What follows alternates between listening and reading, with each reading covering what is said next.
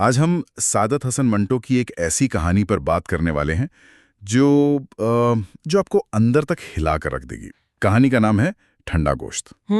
ये कहानी हमें 1947 के दंगों की आग में झुलसते अमृतसर की एक रात में ले जाती है, जहां एक बंद कमरे में दो किरदारों के बीच एक ऐसा भयानक राज खुलता है जो इंसानियत पर से भरोसा उठा देता है। और ये कहानी जितनी किरदारों के बारे में है उतनी ही उस हैवानियत के बारे में है जो उस दौर में लोगों पर हावी हो गई थी। बिल्कुल। हम आज मंटो के लिखे हुए को ही देखेंगे और इसकी परतों को खोलने की कोशिश करेंगे। हम सिर्फ कहानी नहीं सुनाएंगे बल्कि ये समझेंगे कि कैसे नफरत और हिंसा एक इंसान को अंदर से खोखला कर देती है, उसे सचमुच में ठंडा गोश्त बना देती है। बिल्कुल। तो चलिए शुरू करते हैं। कहानी की शुरुआत होती है एक बेचैन रात से। कलवंत कौर नाम की एक औरत है जो गुस्से और शक में जल रही है। हाँ, वो अपने प्रेमी ईश्वर सिंह का इंतजार कर रही है और उसे पक्का यकीन है कि ईश्वर सिंह, जो 7 दिनों से गायब है, वो किसी दूसरी औरत के साथ था। और उसका शक बेवजह नहीं है। उसे पता है कि दंगों के इस माहौल में जब लूटपाट और मारकाट आम है तो ईश्वर सिंह जैसे मर्द भटक जाते हैं। हाँ, तो एक आम घरेलू तनाव का माहौल बनता दिख रहा है। एक प्रेमिका की जलन, बिल्कुल। हाँ, लेकिन जब ईश्वर सिंह दरवाजे पर आता है तो ये मामला आम नहीं रह जाता। अच्छा। उसकी हालत बहुत अजीब है। चेहरा पीला पड़ चुका है, आंखें अंदर धंस गई हैं और वो ठीक से चल भी नहीं पा रहा। कलवंत के किसी भी सवाल का वो जवाब नहीं देता, बस कहता है, मेरा जी नहीं लगता, मुझे परेशान न कर। और यही कहानी की पहली पहेली सामने आती है। बाहर ठंड है लेकिन ईश्वर के माथे पर पसीना है। हाँ, वो थका हुआ नहीं बल्कि डरा हुआ रखता है।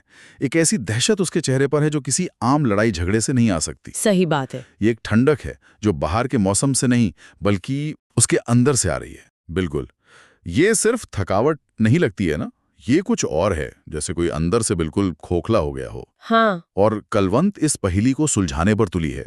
वो उसे झंझोड़ती है, उस पर चीखती है कि वो सच बताए, वो जवाब चाहती है, लेकिन ईश्वर एक पत्थर की तरह चुप है। तो ये जानने के लिए कि ईश्वर इस हाल में कैसे पहुंचा, हमें उस रात में वापस जाना होगा जिससे वो भाग रहा है। हाँ, कहानी हमें फ्लैशबैक में ले जाती है। अमृतसर दंगों की आग में जल रहा है। हर तरफ मारो काटो, अल्लाह अकबर, हर हर महादेव के नारे गूंज रहे हैं। ऐसे माहौल में इंसानियत की परत बहुत बहुत पतली हो जाती है। और ईश्वर सिंह उसी पागलपन में बह जाता है।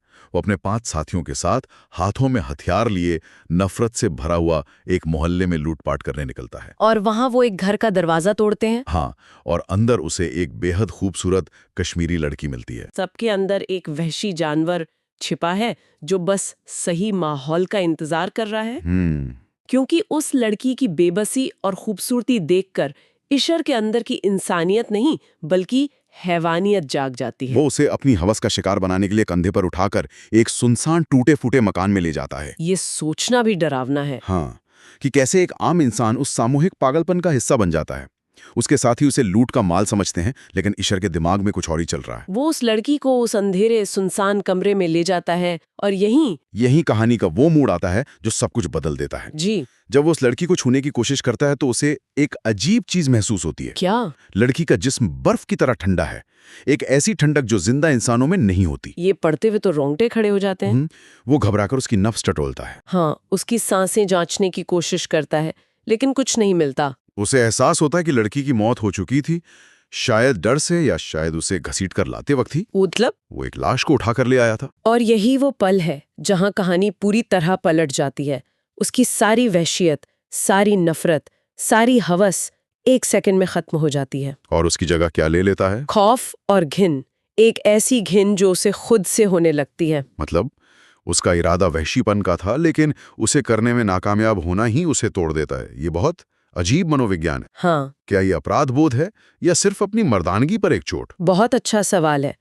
मेरे ख्याल से ये दोनों हैं और शायद उससे भी ज्यादा। अच्छा। ये अपराध बोध तो है ही, लेकिन ये उस एहसास का भी नतीजा है कि वो कितना नीचे गिर गया था। उसे अपनी ही आत्मा से घिन आने लगती है। वो एक लाश के साथ ज्यादती करने वाला था। ये एहसास उसे अंदर से मार देता है, एक तरह से उसे नपुंसक बना देता है। उसका वहां से भागना सिर्फ डर नहीं बल्कि अपनी ही आत्मा से भागना है। और इसी टूटी हुई खोखली हालत में वो 7 दिन बाद घर लौटता है। कलवंत के पास। हाँ, कहानी वापस वर्तमान में आती है। कलवंत के बार बार पूछने पर ईशर की चुप्पी टूटती है। वो कांपती हुई आवाज में कबूल करता है कि हाँ, वो एक लड़की को उठा कर लाया था। कहता है, बहुत सोहनी सी। और सोची कलवंत पर क्या गुजर रही होगी। उसे लगता है कि उसका सबसे बड़ा डर वो सच हो गया। हाँ, कि उसका प्रेमियों से धोखा दे रहा था। उसका सारा गुस्सा, सारा दर्द बेवफाई पर केंद्रित हो जाता है। वो चीखती है, ओहो, मेरी शंका सही से, तू मेरे नाल धोखा देता। हाँ, वो दोनों जैसे दो अलग अलग बातें कर रहे हैं। बिल्कुल। कलवंत बेवफाई की बात कर रही है और ईशर एक ऐसे गुनाह की जो इंसानियत से भी परे है। और फिर ईशर वो बात कहता है जो कमरे की हवा को जमा देती है। क्या कहता है? वो कहता है, ओह, मर चुकी सी। मरी हुई? उसके लिए ये समझना नामुमकिन है। ये धोखा नहीं है। नहीं, ये कुछ और है, कुछ घिनौना, कुछ ऐसा जिसे शब्दों में बयान नहीं किया जा सकता। ईशर रोते हुए सब बताता है। हाँ, ओ ठंडी सी, पूरी तरह ठंडी, जैसे कोई बर्फ दा टुकड़ा।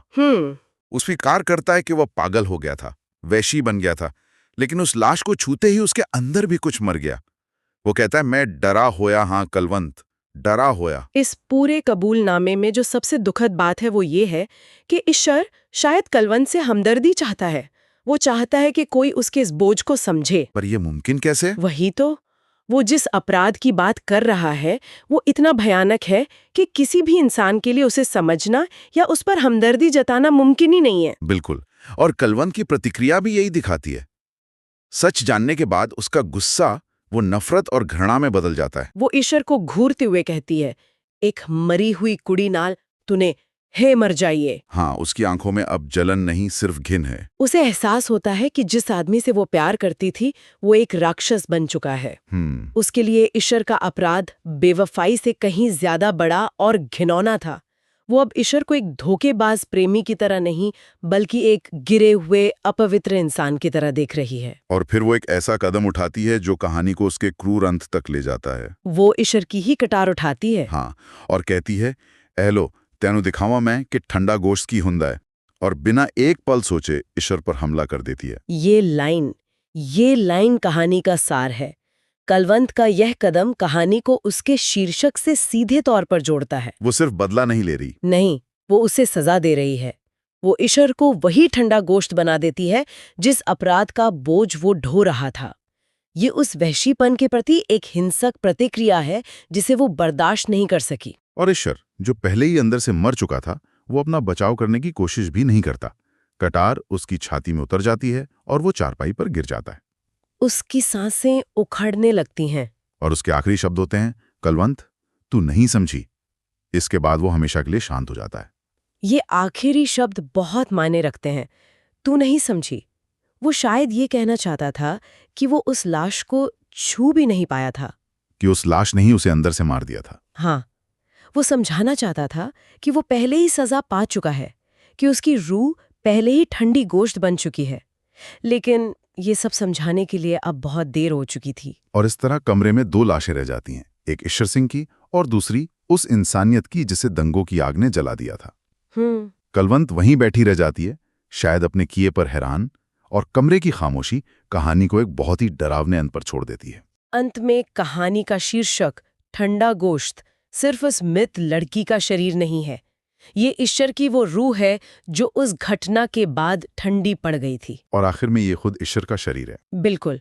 मंटो हमें एक आईना दिखाते हैं कि जब इंसानियत मर जाती है और हैवानियत जीत जाती है तो उसका अंत हमेशा ठंडा, खामोश और डरावना होता है। हिंसा का असर सिर्फ पीड़ित पर नहीं, बल्कि जुल्म करने वाले पर भी उतना ही विनाशकारी होता है। ये कहानी वाकई सोचने पर मजबूर करती है। ईशर सिंह अपनी हैवानियत की सजा पाता है, लेकिन सवाल ये उठता है कि इंसाफ करने की इस कोशिश में क्या कलवंत कौर खुद उसी वहशीपन का हिस्सा नहीं बन गई?